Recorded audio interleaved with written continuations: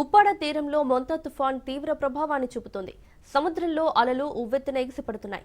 Uppada Kakinada beach road ధ్వంసమైంది. మత్స్యకారుల ఇళ్లు కోతకు గురవుతున్నాయి. బీచ్ దగ్గరకు పర్యాటకులను అనుమతించడం లేదు పోలీసులు.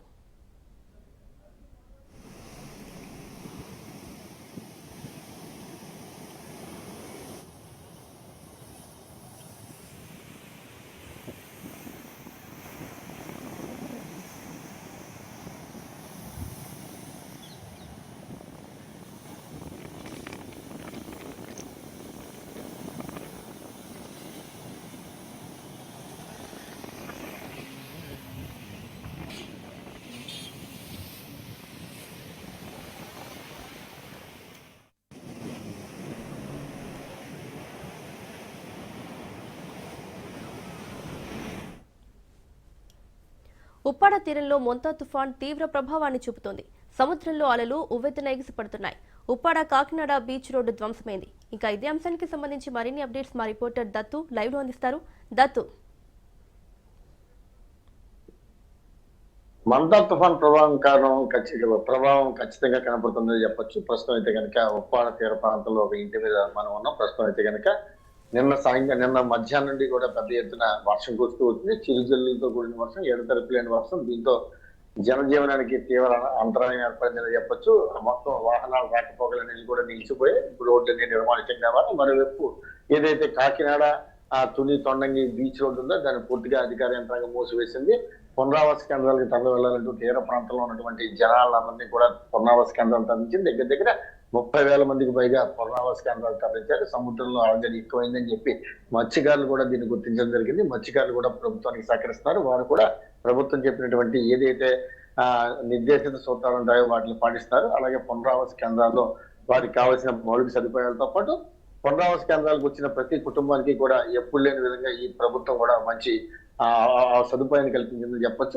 వచ్చిన ప్రతి కుటుంబానికి 3,000 రూపాయలు అవసర ఖర్చులకు గాను 3,000 రూపాయలు, అలాగే ఇంటికి పునరావాస కేంద్రం నుంచి ఇంటికి వెళ్ళేటప్పుడు ఒక 25 కేజీల బియ్యం బస్తాను కూడా ఇస్తామని ప్రకటించింది. ఇది కూడా మంచి పరిణామంగా చెప్పొచ్చు. దీంతో ప్రస్తుతానికి అయితే కనుక తూర్పుగోదావరి జిల్లా, అలాగే కోనసీమ జిల్లా, అలాగే కాకినాడ జిల్లా, ఈ 3 జిల్లాలకు సంబంధించి అన్ని స్కూళ్ళకి సెలవు ఇవ్వడం జరిగింది. నిన్నటి నుంచి కూడా ఎడతెరిపి లేకుండా వర్షం కురుస్తుంది. ఈ రోజు ఉదయం కూడా వర్షం కురుస్తుంది, మధ్య మధ్యలో ఎండ వస్తుంది. ఇది తుఫాను తీరం దాటేటప్పుడు వచ్చే సంకేతం. ఎందుకంటే ఈ ప్రాంతంలో ఉన్న అందరికీ కూడా తెలుసు, తుఫాన్లు వచ్చి తీరం దాటేటప్పుడు ఎటువంటి పరిస్థితులు నెలకొని ఉంటాయి, ఎటువంటి వాతావరణ పరిస్థితులు ఉంటాయని దాని మీద వీరందరికీ కూడా అవగాహన ఉంది. ప్రస్తుతం అయితే కనుక ఈ రోజు సాయంత్రం 8 గంటల నుంచి రాత్రి 10 గంటల మధ్య ప్రాంతంలో కాకినాడ యానం మధ్య తీరం దాడుతుందని చెప్పి ఎన్డీఆర్ఎఫ్ సంస్థ కావచ్చు, లేకపోతే ఐఎండి ఇండియన్ మెట్రాలజికల్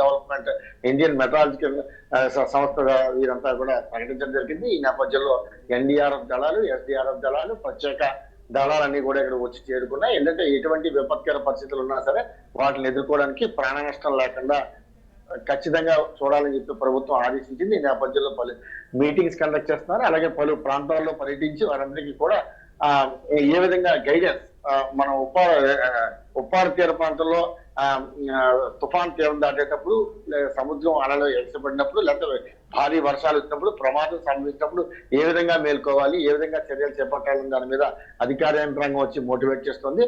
దానికి తగ్గట్టుగానే ఉప్పాడ రోడ్డును పూర్తిగా మూసివేయడం, స్కూళ్ళకి సెలవులు ఇవ్వడం, అలాగే ప్రభుత్వ అధికార యంత్రాంగం ఎవరైతే సెలవుల్లో ఉన్నారో వారందరికీ కూడా సెలవులు రద్దు చేసి అత్యవసర విధుల్లోకి హాజరవ్వాలని చెప్పేసి ఆదేశించడం జరిగింది. ముఖ్యంగా పునరావాస కేంద్రాలుగా బడులు, అలాగే గుడుల్ని పునరావాస కేంద్రాలు చేశారు. అందులో మంచి ఆహారాన్ని కూడా అందిస్తున్నారు. ఎవరైతే గర్భిణీ స్త్రీలు ఉన్నారో కాకినాడ జిల్లా వ్యాప్తంగా మొత్తం చూసుకుంటే కనుక దగ్గర దగ్గర 300 మంది గర్భిణీ అంటే డెలివరీకి సిద్ధంగా ఉన్న స్త్రీలు ఉన్నారని గుర్తించడం జరిగింది. వారందరినీ కూడా ఆసుపత్రికి తరలించడం, ప్రథమ చికిత్స అందించడం, వారికి ధైర్యం చెప్పడం, ఎటువంటి సమయంలో సరే ఎటువంటి ఇబ్బంది లేకుండా వారికి ఉండేటట్టు వారికి తగిన ఏర్పాట్లు చేశారు. మరోవైపు ముఖ్యంగా రైళ్లను రద్దు చేశారు. ఏదైతే విశాఖ వాల్తేర్ డివిజన్లకు సంబంధించి ఇటు విశాఖపట్నం వైపు వెళ్ళేవి, అటు విజయవాడ వైపు వెళ్ళేవి ఈ మొత్తం ట్రైన్స్ ఏవి ఉన్నాయి. దగ్గర దగ్గర 240 ట్రైన్స్ వరకు రద్దయ్యాయి. దీనికి కారణం ఏంటంటే తుఫాన్ తీరం దాటే సమయంలో ఏర్పడే విపత్తు కారణంగా ఎటువంటి ప్రమాదం సంభవించవచ్చు. ఈ నేపథ్యంలో ముందస్తు చర్యల్లో భాగంగా ఈ చర్యలు తీసుకున్నప్పుడు రైల్వే యంత్రాంగం కావచ్చు, లేకపోతే ప్రభుత్వం కాస్త తీసుకుందని చెప్పొచ్చు. దీంతో కొంత వరకు రైల్వే టికెట్లు ముందుగా రిజర్వేషన్ చేసిన వారు ఇబ్బంది పడే పరిస్థితి ఉంది. ప్రస్తుతం అయితే కనుక మరికొద్ది గంటల్లో అంటే సాయంకాలం 8 గంటల నుంచి రాత్రి 10 గంటల వరకు కీ అవర్స్ అని చెప్పొచ్చు. ఈ ప్రాంతంలో విస్తారంగా గాలులు వీస్తాయి. ప్రస్తుతం అయితే కనుక 50 కిలోమీటర్ల నుంచి 70 కిలోమీటర్ల వేగంతో గాలులు వీస్తున్నాయి. ఈ గాలుల వేగం మరింత వేగంగా మరింత తీవ్రం అవుతుంది. సాయంకాలం అయ్యేసరికి కొండపోతు వర్షం కురుస్తుంది. హెవీ క్లౌడ్ బర్స్ట్ సంభవిస్తుందని చెప్పి వాతావరణ శాఖ అధికారులు చెప్తున్నారు. ఈ నేపథ్యంలో దానికి తగ్గట్టుగానే ప్రభుత్వం కూడా జనాలను మోటివేట్ చేయడం, తగిన రక్షణ చర్యలన్నీ చేపట్టిందని చెప్పొచ్చు. దగ్గర జిల్లా వ్యాప్తంగా ఇటు కాకినాడ జిల్లా, అటు కోనసీమ జిల్లా, అటు తూర్పుగోదావరి జిల్లా, ఈ 3 జిల్లాలకు సంబంధించి 160 మంది గజ ఈతగాళ్ళను కూడా ఎక్స్పర్ట్లు కూడా స్విమ్మింగ్ ఎక్స్పర్ట్లు కూడా తీసుకొచ్చి రెడీ చేసి ఉంచారు. ప్రస్తుతం అయితే కనుక ఏమైనా అత్యవసర అంటే ముఖ్యంగా చూసుకోవాల్సింది కాకినాడ జిల్లాకు చూసుకుంటే కనుక ప్రధాన జలాశయం ఏలేరు జలాశయం ఉంది. అందులో 24 టీఎంసీల నీరు ఉంటుంది. ఈ నీరు కనుక ఈ కొండపోతు వర్షాలకి కనుక ఆ జలాశయం నిండి ఏమైనా ప్రమాదం సంభవిస్తే లేనిపోయిన పరిస్థితులు వస్తాయన్న నేపథ్యంలో అక్కడ కూడా నీటిని రెగ్యులేట్ చేశారు. ప్రస్తుతం అయితే కనుక ప్రశాంతంగా ఉంది. సాయంకాలం నుంచి గాలుల తీవ్రత మరింత పెరిగే అవకాశం ఉందని చెప్పవచ్చు. Right Dattu, thank you.